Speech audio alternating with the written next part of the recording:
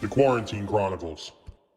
Welcome to Rage Against the Mainstream, your full spectrum source for all things music, insight, and opinion.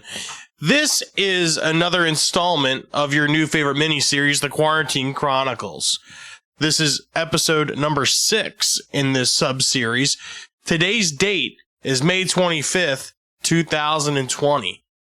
I'm Bill, and I'm joined here, as always, with Connor and Steve. How you guys doing today? Pretty doing good. Well, you know, every day's pretty much the same at this point. It's all a blur. Yeah, I mean, this is Monday, but honestly, yeah, I mean, you could tell me this was Saturday and it would make no difference. Yeah, right. And it's funny because we're always like days ahead, like when we record anyway, because obviously we don't record these the day that it comes out because, we just don't. So like we're recording this like way in advance. So it's just like no matter what the day is, we're always like stuck like in, I don't know, like we're always like behind the curve. Just slightly. But have you guys found anything new or interesting in the past week? Actually, we didn't release an episode last week, so now you had 2 weeks to find some cool shit. I got the new EP by Future Pope. The main track I'll take is Communist Spy. Nice. What about you, Steve? Yeah, I'm like a little biased with like the things I look for that are new. Black and death metal, I guess you could call them, the band Behemoth. Oh, hell yeah. Yeah, they released an album in 2018. It was called I Loved You at Your Darkest, and it was fucking awful. But they're dropping a new EP on the 29th. It's 4 songs. They released the title track. The album's called A Forest. Very typical black metal of them to call the album A Forest. But the first track, it's decent. I really don't like new Behemoth at all, especially their latest full-length album. I was a huge fan of them, like from Demigod and like everything before, but their new shit's been really fucking tired lately. Yeah, I actually haven't listened to anything newer in their catalog ever, actually. Yeah, it's just like, because they're not like Dimmu where they kind of got more experimental. They got like really like almost like an industrial sound behind them, and it's just not what I was accustomed to. When they play live, they play a lot of their most recognized tracks and they're good shit. So I saw them live with Slayer on their first farewell tour. But yeah, they were fucking excellent with Slayer. It's just their new shit is just they should stop recording. Going back to the previous episodes, they're one of those bands that just needs to kind of hang it up. Greatest hits era. Yeah, and don't get me wrong, I love Behemoth, great band, but just, I mean, everybody has a limit. This week, my newer interesting comes in the form of Gojira. I caught their live video when they played at Red Rocks in Nevada, or wherever that is. Yeah. And dude, their fucking set was insane. Like, yeah, they're good.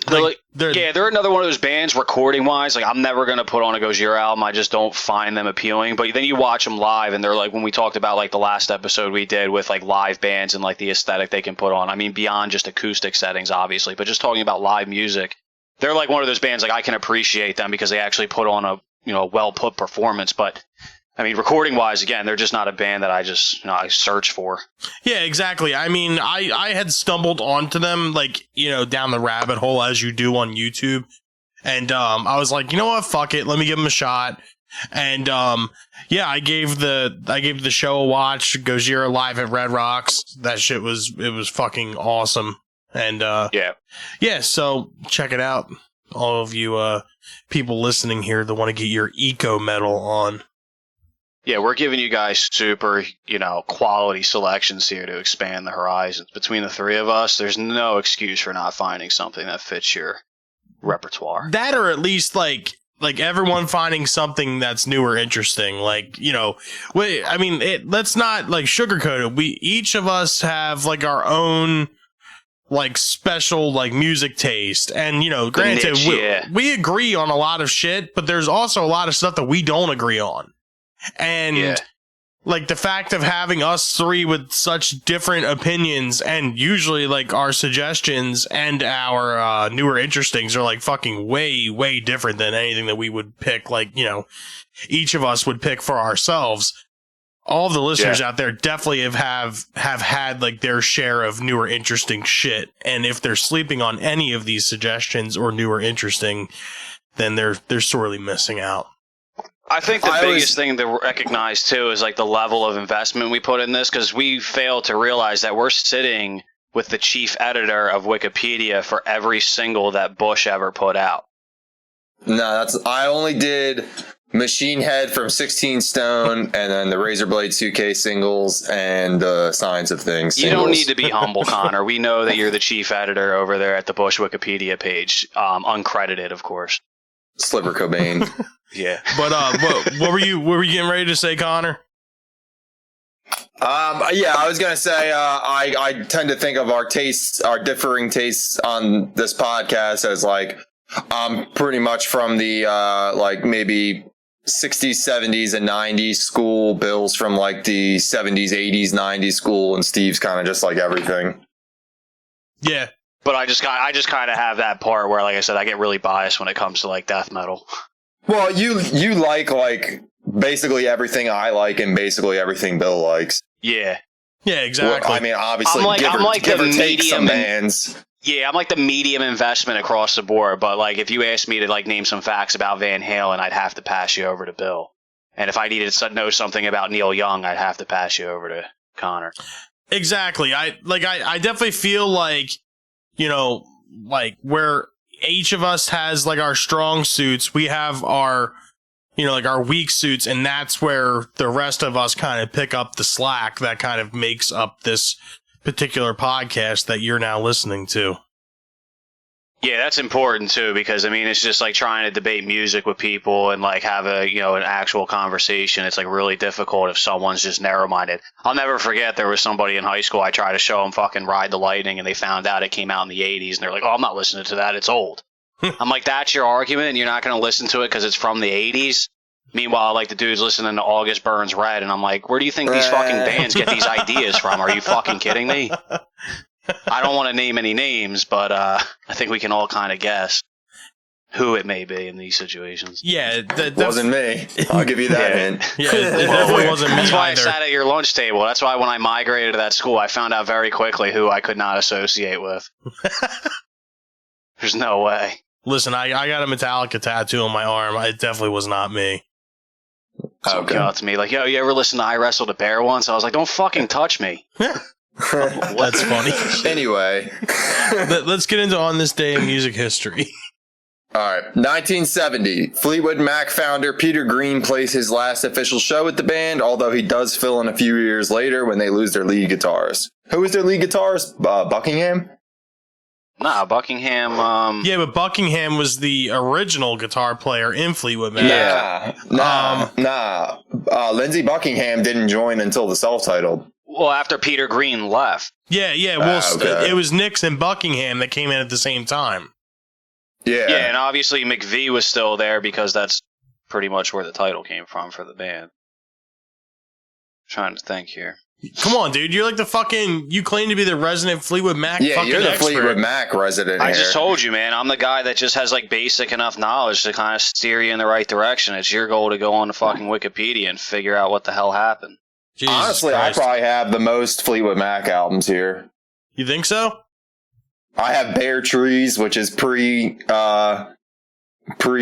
Nixon Buckingham. I have the self-titled. I have Rumors on vinyl and CD. I have Tusk. I have Tango in the Night. I have the Best of. Yeah. And not the bullshit green Best of. I have the double disc white one. No shit. Yeah, funny thing though with Fleetwood Mac, when Peter Green was in the band, they actually wrote Black Magic Woman. That's most notably known by Santana. I also have Mystery to Me. Yeah. I think I actually recommended Mystery. No, I recommended Tango in the Night once. Yeah. All right. Well, taking a big jump here to the year 1990, ZZ Top appear in Back to the Future Part 3, playing an Old West themed rendition of their number one hit, Double Back. By far the best Back to the Future movie. Wait, what? Really? Nah, I'm just kidding. I was going to say, Jesus Christ. I was going to say, we might have to rethink. Yeah, we were going to have to rethink personnel on this show if that was actually going to be a legitimate statement. Don't get me wrong. Back to the Future Part 3 isn't a horrible movie, but compared to Back to the Future 1 and 2, it doesn't hold up. Yeah, I'll put it this way. It's almost like in the same aesthetic as the Godfather series. The Godfather 3 fell off so fucking far compared to the previous two. Back to the Future 3 is still totally watchable, but it just doesn't, compared to the first two, you couldn't even say that one's even close to the other two. Or even Jurassic Park. I'd take Back to the Future 3 over Jurassic Park 3. Yeah, but think about Jurassic Park 3 in reference to the first two. Yeah. Yeah, Jurassic Park 3 was a way bigger drop off. Yeah. I would give the first Back to the Future 5 out of 5, the second one 4.5 out of 5, and the third one probably 3 out of 5. I could agree with that. Yeah. Jurassic Park 3, the only thing they had going for them was they brought Dr. Grant back. That was it. That was the whole thing about this is going to be great, but it was a very poor movie. You're not put it this way, I'll watch Back to the Future 3 if it's on TV. Same. If Jurassic Park 3's on, I get a kick out of Frank Gallagher being at Jurassic Park. I don't know. Yeah. That's why I watched Jurassic Park 3 now in the past 10 years. Pretty much, yeah, to see him totally be a fucking wimp the entire time. Yeah, he's just I don't know, I think we should listen to Dr. Grant, honey. The whole movie. I don't know, Back to the Future Part 3 to me seemed always kind of hokey compared to the first two. The first one was the first one, and there's no denying what it was. The second one wasn't as good, but it was still really good. But 3, it was they kind of did everything that they could, but they needed a conclusion to the series.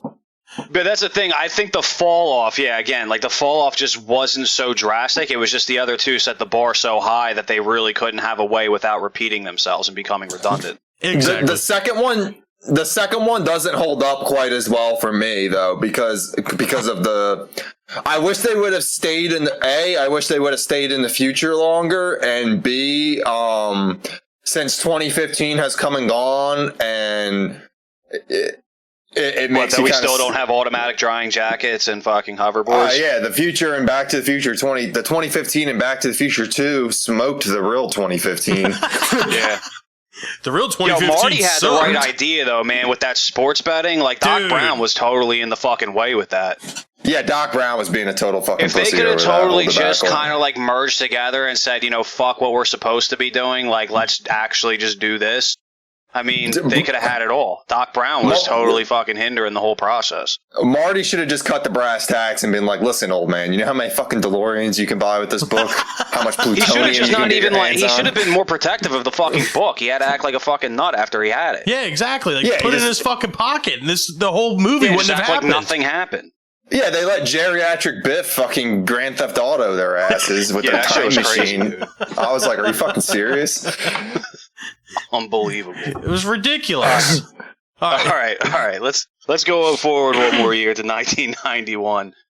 Billboard implements SoundScan technology on their albums chart, replacing the decades-old system that relied on record stores to report sales figures. With SoundScan, the sales are tracked electronically, providing much more accurate data. And it was. Fun fact, the only album to hit number 1 before and after the introduction of SoundScan was REM's Out of Time. Really?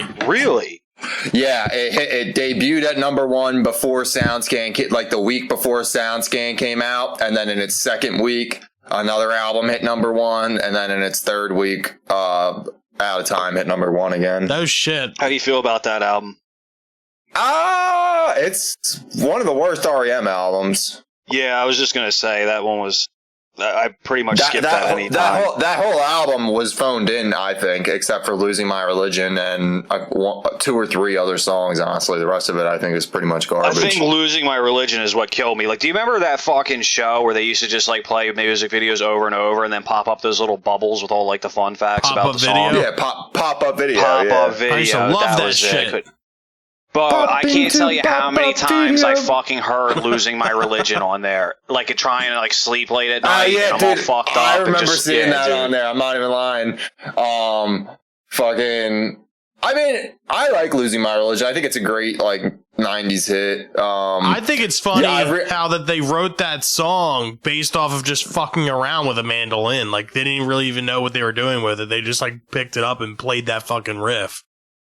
Yeah, I remember reading a Peter Buck interview, and he said that he was complaining about when New Adventures in Hi-Fi came out that it didn't sell a lot. That's their album from like '96 or '98 or something, and I think '96. And whatchamacallit, he's like, the same people that were telling us, what, you want to release the one with the mandolin with no chorus as the first single, were the ones telling us, oh, you got 5 top 10 records on this album. awesome. Yeah, I recently listened to a Major Key remix of "Losing My Religion" on YouTube, and it sounded just like a Smith song. It was kind of funny. That's funny. All right, I'll take us to 1996, I guess, though. Brad Knoll, frontman of Sublime, dies of a heroin overdose at the age of 28, just 1 week after marrying Troy Dendiker, the mother of his 11-month-old son, Jacob. I was never a giant Sublime fan. Really? I never liked I've them. been getting back into Sublime lately, honestly. Like, I find this odd. who that I didn't like Sublime's Sublime. awesome. Yeah, I find this odd, Bill. I don't know. Like Sublime's the Nirvana of the late '90s. That's how I look at it. Yeah, because now. like now let me ask you: is it because of like the overhype? To a degree, but at the same time, they both had like perfect albums that were like. That's what I'm saying. No I one can't, else like, could have made.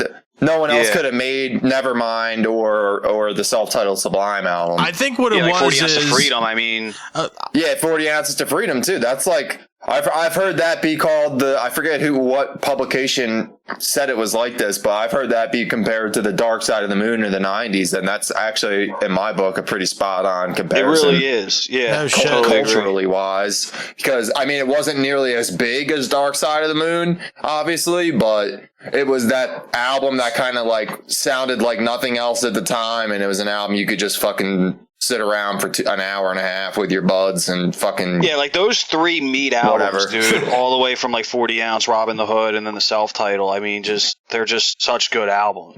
Robin the Damn, Hood so- is actually the only one I have. Yeah, Robin. It's funny. That is like another one of those weird CDs that I used to see all the time at like people's houses. Like, oh, you got Sublime? Yeah, and I would see that album cover. I'm like, that's not the one I'm accustomed to. Well, dude, I got that at Best Buy for like $5.99, brand new. It was my dad has all the Sublime CDs except Robin the Hood, so I saw that and I was like, all right, we could have all the Sublime CDs in the house. But yeah, maybe I need to give them like a fucking- listen to them. Maybe I need to give them a listen like Yeah, as you an need to give them adult like now. a real thorough. Yeah, Because honestly, Definitely dude, gotta like find- it's not that I hated them. It was just like, Bro. yeah, this isn't for me. Give that self-titled a listen, bro. You'll find yourself pleasantly surprised in how consistent it is and how good All the the way guitar through. playing is. Yeah. Okay. The guitar playing's awesome, dude. He kind of reminds me of Stevie Ray Vaughan, not in like his like ability, but like his like Feel? his rawness. Like he was just like a bigger dude fucking playing guitar on fucking beaches in California. Okay. Huh. All right. Well, I'll give them a listen. definitely. All right. So next thing we got here is year 2002. The mosh pit goes horribly wrong at an Eminem concert in Washington, D.C.'s RFK Stadium, and at least 25 people are injured. I mean, could've 2002 predicted that? Eminem, I can totally understand that. Yeah, I was just saying, who could have predicted this? Violence at an Eminem concert? No way. Fucking strange, right? Well, when the Eminem show come out? It hadn't come out by 2002. 2001 or 2. Really? Yeah. Let me see. I got the CD right here. For some reason, I thought it was later. 2002. Okay. Yep. Maybe they fucking heard White America and they're like, whoa, this shit's tight. And then they just started throwing down. Well, and they don't realize Well, my like dad's White going America. Yeah. White America is like an anti like white nationalist song. Dude, I love White America. That's one of my favorite songs on the album. White America is basically just Eminem being like, I'm a white kid coming from a black culture, and I hate white culture that is racist. Yeah, I mean, that's the gist of White America to me. White America is one of my favorite off of the Eminem show. Then Till I Collapse, Square Dance, and Business. Those are my like top 4 on that album. Business was fire when it came out. Dude, I remember hearing Business for the first time, just going, "Holy shit!" Square Dance was the shit. Yeah, yeah. Eminem show. I mean, it's pretty hard to deny the accessibility and consistency of that. Yeah, yeah. Like pretty much, if you don't like the Eminem show, you're just a fucking asshole. Like pretty much. I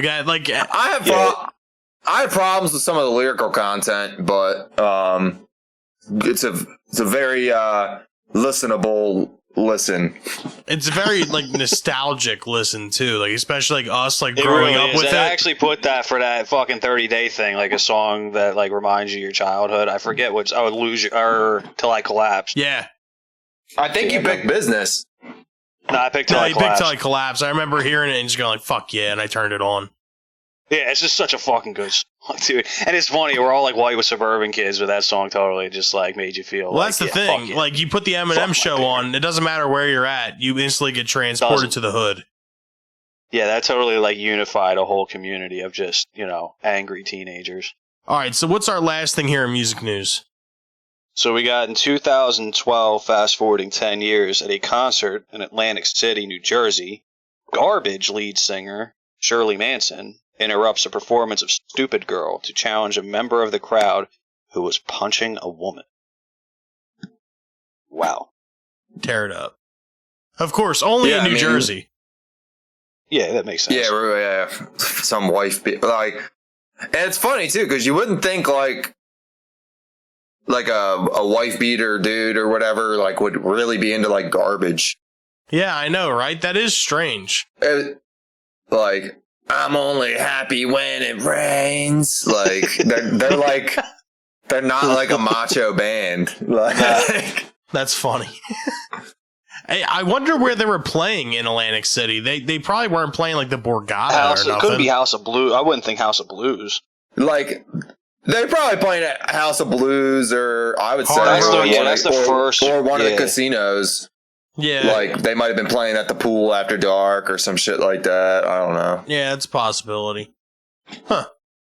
Well. What were you going to say? Yeah, continue. Oh. I was just going to say, like, the biggest Garbage hits are Only Happy When It Rains, Stupid Girl, and Number One Crush. Like, they're like a pretty girly band. Like, no real point intended there, but, like, they're just not macho, Like that's a weird headline to me. Yeah. Well, this week we had all mentioned this before, and obviously, like the talk of Eminem earlier, and like it bringing you to like a nostalgic type place or whatever. Going off of that, I want to talk about some of the most iconic intros to songs, like ever. Like obviously, like for those people that aren't sitting in the room, our respective rooms with us, we have a list of songs, but obviously like these are just like jump off points. Like there are way more iconic intros than the ones that are named here. I guess, do we just want to throw out a couple and talk about them? And as we're talking, we just start throwing out more and more of them. There's two on there that really stick out to me, or three, I'd say, that really stick out to me. Smells Like Teen Spirit, Iron Man, and We Will Rock You. Oh yeah. Yeah. Hot for Teacher, that drum intro is absolutely incredible. I mean, first off, it's an amazing feat, but it's also like one of those things, like you hear it and it's like, yep, shit's about to get real.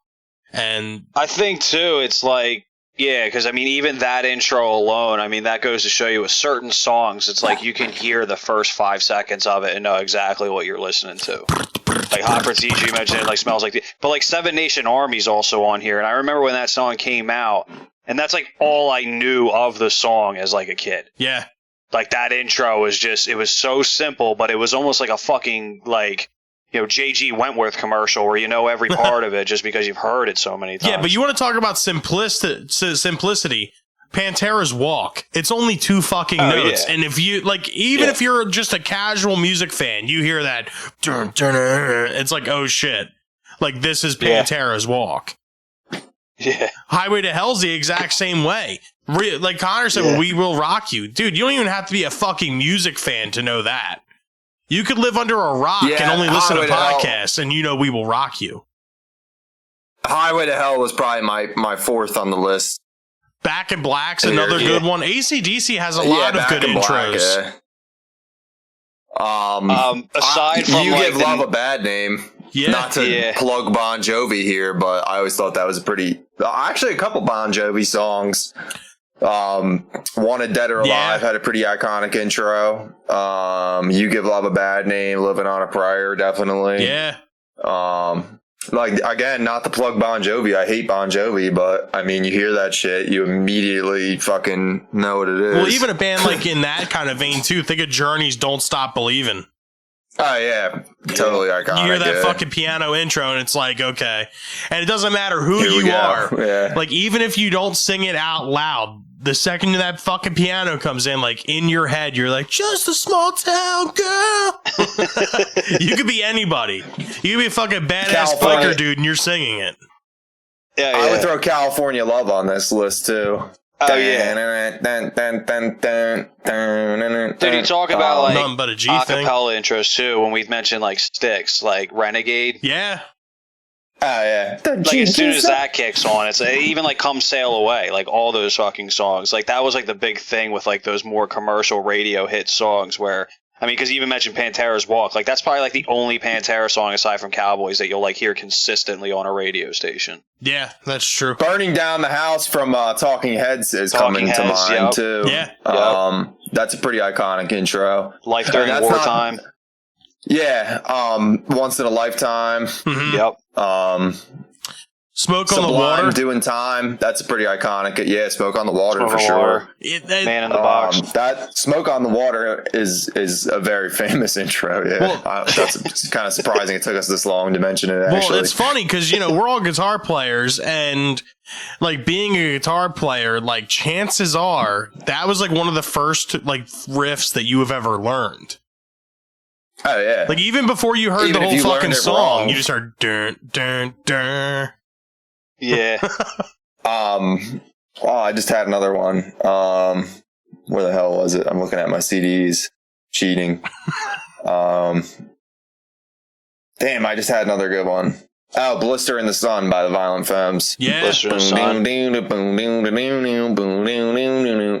You could say No Rain too by Blind Melon. Yeah. Oh yeah. Stairway to Heaven. That's a super iconic one. Should I Stay or Should I Go by the Clash? Yeah.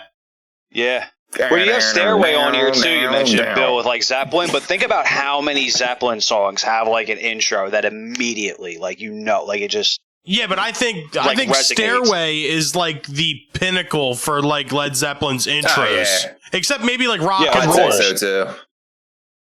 Like the well, I mean, even like Dazed and Confused, Communication Breakdown. Yeah, that's true. I mean, Whole Lot of Love, Black Dog, and fucking Kashmir are like the two that really. Because, like, my dad used to listen to those all the time.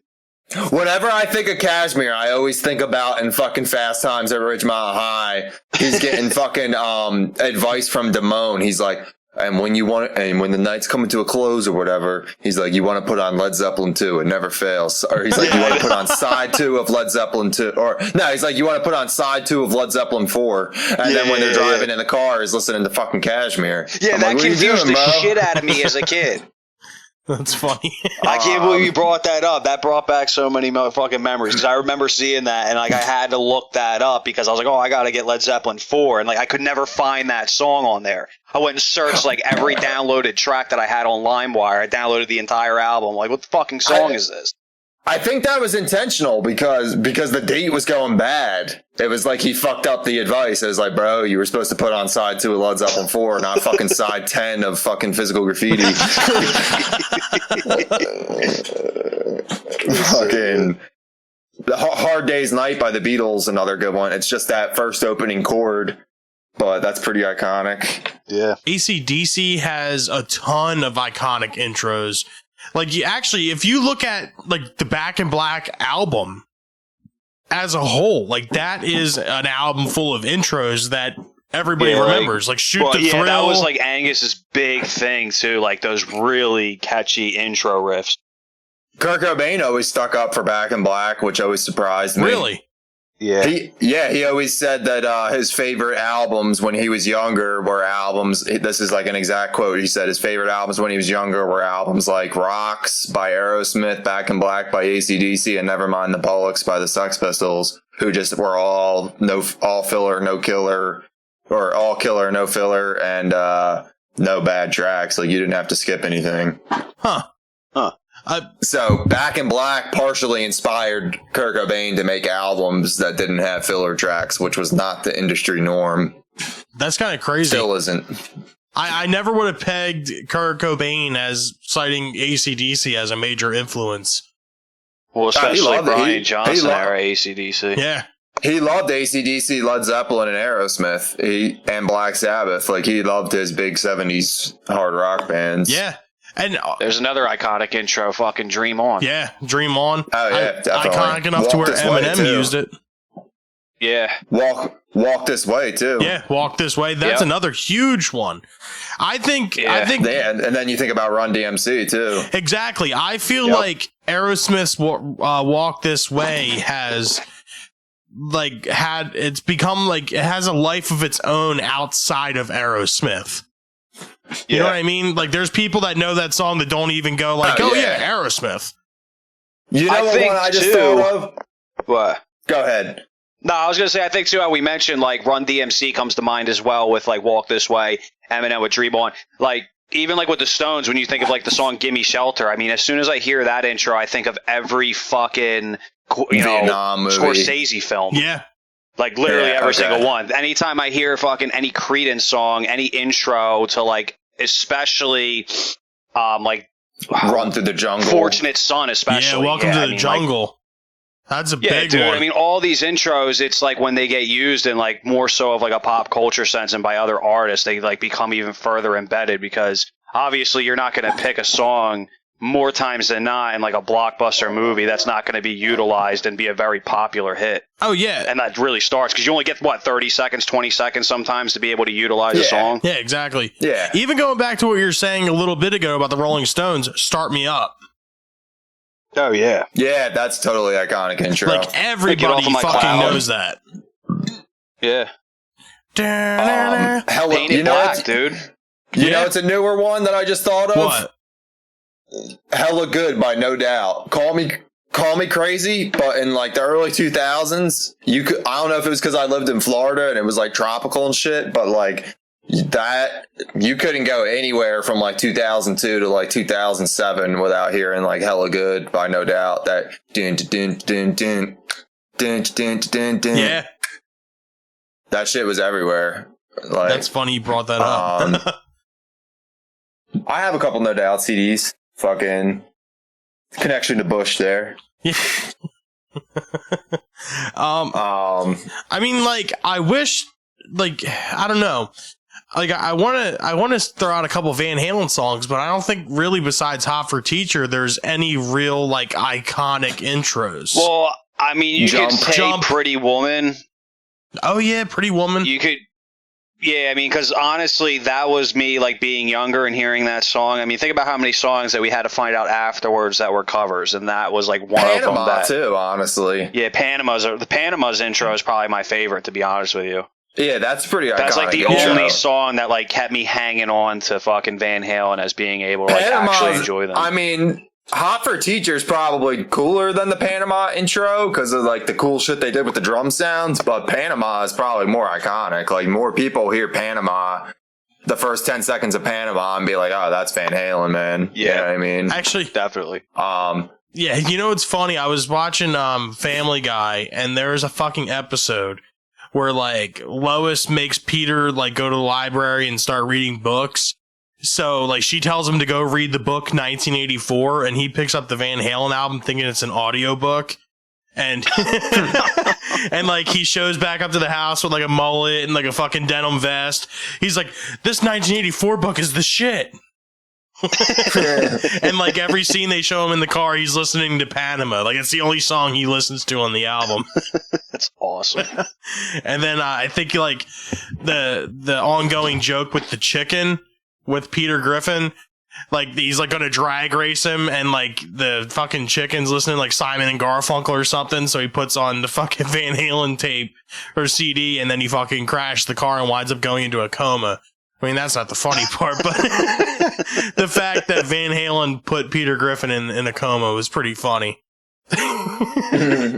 All right, so what do you want to do? You want to come to like a consensus here and like just pretty much say our favorite intro song? Well, I want to go one step further. Do you think out of the ones that we discussed, we could say what is the most iconic intro? No. It's got to be. I think it's Queen. I don't think you can if I had narrow it, to but pick to be honest one- with you, overall, it's got to be Smoke on the Water, in my opinion. I think We Will Rock You. I think We Will Rock You too. Like that's transcended even into sports. Like you go to a sporting event. Yeah. Yeah, We Will Rock You is just global at this point. Like that shit's in space. Didn't you bring a tape of that? Didn't you bring a Queen tape into space with you? probably. I do want to add Bulls on Parade into. Yeah. Like, I mean, it's not the most iconic of all time or anything, but I do deserve. I think it's noteworthy at least. It is definitely noteworthy. Actually, a lot of Rage intros, like Renegades of Funk. Yeah, Killing in the Name. Killing in the just Name. in general. Yeah. Yeah.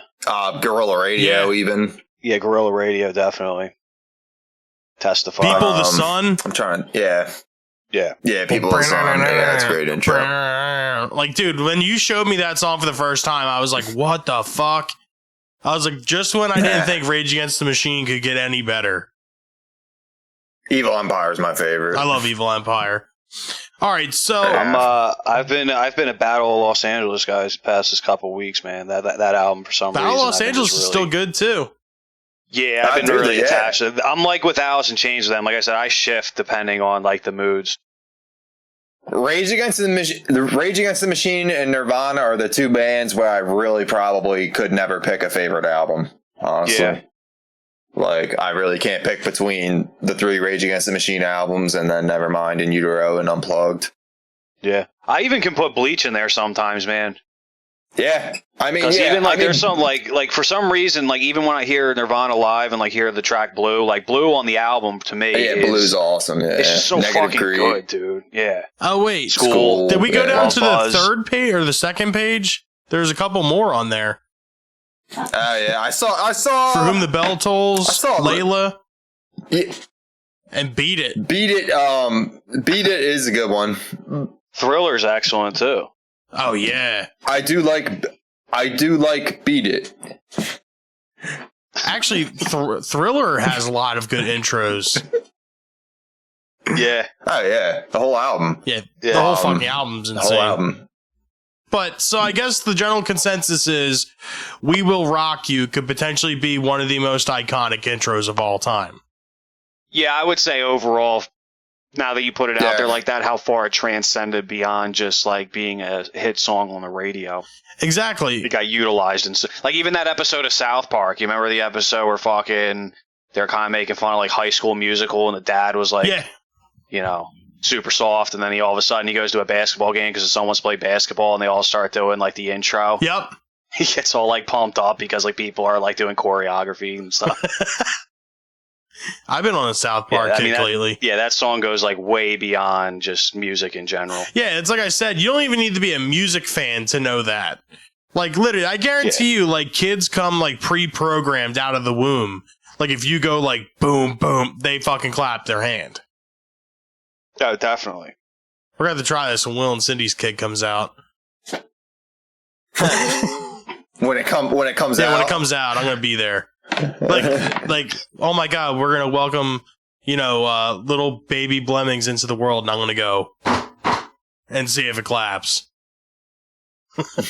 It might, dude. Seriously, if You should tell me what happens with that. I could probably write a whole paper on it. Is it getting released on Tuesday like all the other new releases? You're like, it's coming out. It'll be dropping soon. All right, so let's get into our personal suggestions of the week. Who wants to go first? I'm going to take Public Enemy's third album from 1990, Fear of a Black Planet. I'm going to, for new listeners, I'd recommend the track 911 is a Joke to get going. Nice. Solid. My suggestion for this week is the 2016 album Magma from Gojira, and the song choice that I have is called Only Pain.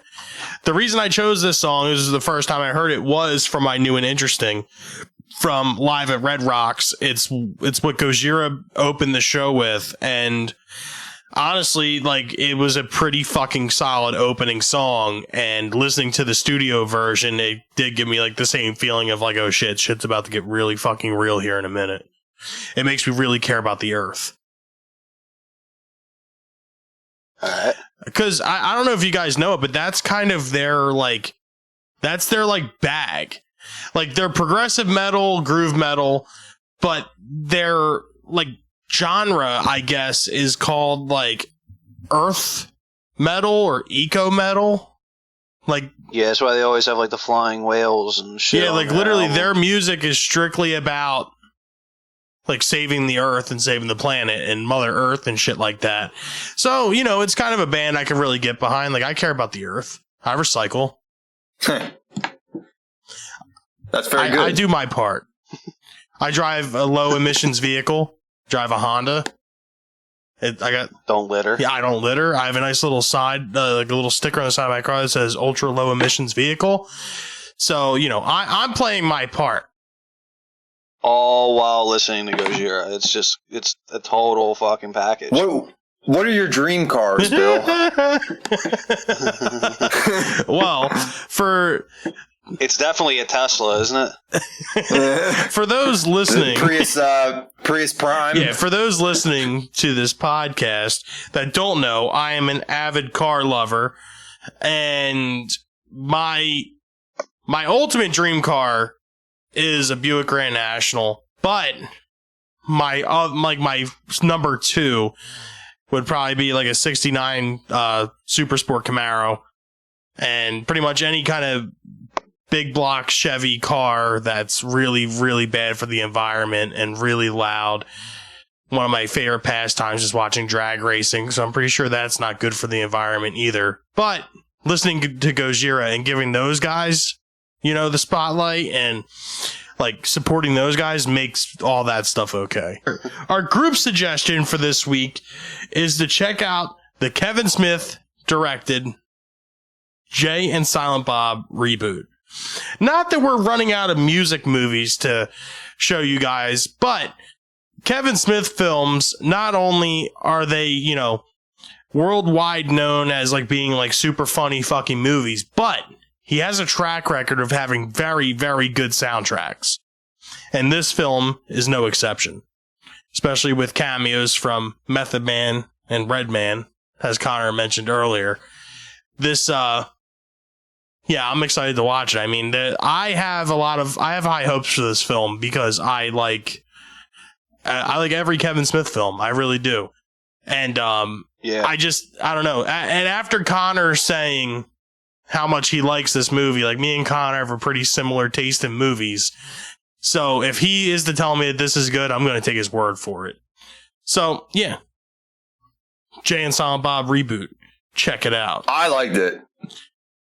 All right, fellas. All right, so this is another episode of the Quarantine Chronicles in the book. Sooner or later, I hope sooner, the ban is lifted and we're able to get back together and just, you know, have our really long ass episodes again, because we can't help but talk when we're all together in the same room. It's not that I don't enjoy doing this, but it's a lot harder to like hold a conversation and like have shit be like super funny and like be like in the moment when you can't see the people you're talking to.